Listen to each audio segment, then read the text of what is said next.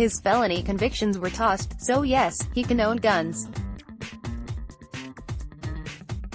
As one more affirmation that the National Rifle Association is both a gun lobby and a bastion of the forever culture war, the organization announced yesterday that its new president will be Oliver North, the former Reagan aide who's been living on wingnut welfare since he became synonymous with the Iran-Contra scandal. North's new job doesn't reflect any actual change at the NRA. The president is largely a ceremonial position, while the real power remains with Executive Vice President Wayne LaPierre, who isn't going anywhere. It is day-to-day. Graham points out at The Atlantic, the choice of North is perfectly consistent with LaPierre's own strategy of dealing with controversy by ramping up the outrage and the sense that gun owners are constantly endangered. After all, in their own minds, they're the only ones who truly love freedom, but they're surrounded by dangerous liberals who want to take away their guns and their way of life. Who better to fill the role of figurehead than Oliver North, whose entire post-Reagan career has involved coasting on the perception that the establishment done him wrong, when all he wanted to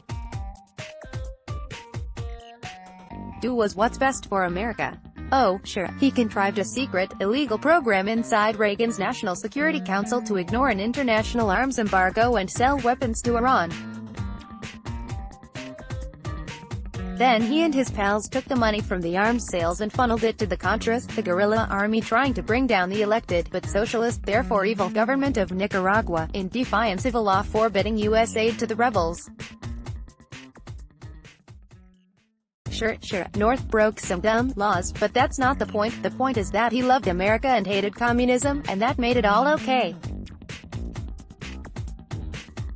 If there were any real criminals in the story, it was the elected members of Congress who passed restrictions on funding the Contras in the first place, just because they didn't like the Contras killing actual nuns. Just as the Sandinista government of Nicaragua was illegitimate, so were those damn laws. North, testifying in his beautiful Marine uniform, looked like a great American hero and wasn't at all apologetic for ignoring a mere act of Congress that he knew in his heart, which settled the matter, was un-American, and North was a goddamned hero. Let's not forget that some on the right are still sore that when the damned liberal enemies of Reagan exposed Iran-Contra, they also thwarted the far bigger plan North was pursuing with then CIA Director William Casey. They hope to keep secret arms deals to embargoed nations going, to establish a permanent shadow intelligence agency that could do America's dirty work without liberal congressional meddling. There were to be important clandestine pro-American operations well beyond just funding the Contras. As North described the plan, he and Casey would have used profits from the secret sale of U.S. arms to Iran to run an off-the-shelf, self-sustaining, standalone entity that could perform certain activities overseas. Unlike the CIA, the secret organization would not have to depend on Congress for its funds or notify lawmakers of its activities. Yep. He literally tried to establish a deep state that wouldn't be subject to any oversight from Congress or even the president. North and Casey never bothered telling Reagan about their plans to protect him, you know. Sadly, they were stopped before they could pull it off.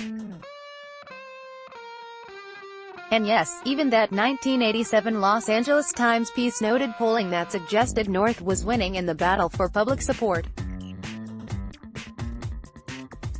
His enormous success before the television cameras continued to bring in thousands of appreciative telegrams, a deluge of telephone calls to congressional offices and bouquets of flowers.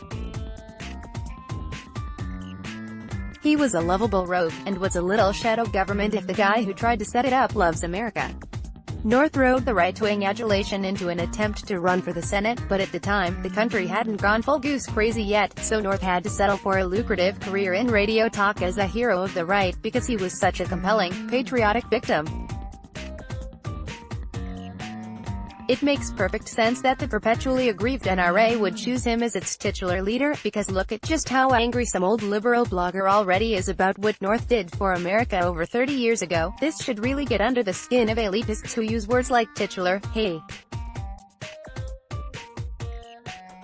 Just look at the response from Chris Brown, co-president of the Brady Campaign to Prevent Gun Violence, who issued a statement saying it's downright baffling that they'd choose to install a walking lightning rod at the top of the organization. Oliver North's very name is synonymous with corruption and disgrace. Well, yeah, to you, liberal gun grabber lady. That just shows what you know. To NRA supporters, Ollie North is a victim of the liberal establishment, and he'll be a great voice in support of real American values. Never mind some casual law-breaking, they were bad laws, and don't you libs agree with Martin Luther King that bad laws don't have to be obeyed?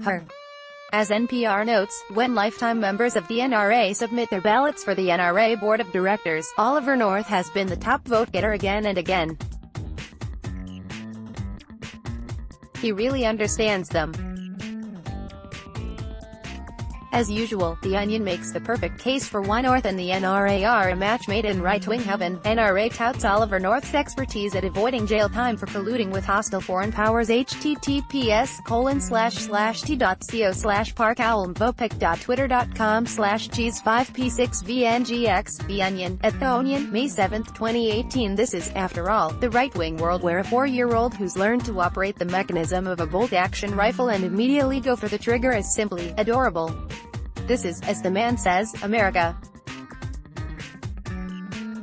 This video is incredible. Parenting done right. United States pic.twitter.com/fellow31dhf. Kendall Jones, @_Kendall Jones_, May 5, 2018. If you fail to see why that's the best thing in the world, you just don't know anything about parenting, guns, America, or freedom.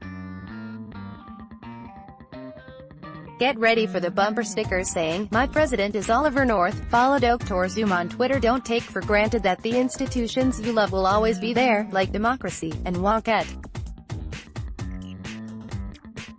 Click to save at least one of them. NPR, Atlantic, Wapo, Lot, The Onion.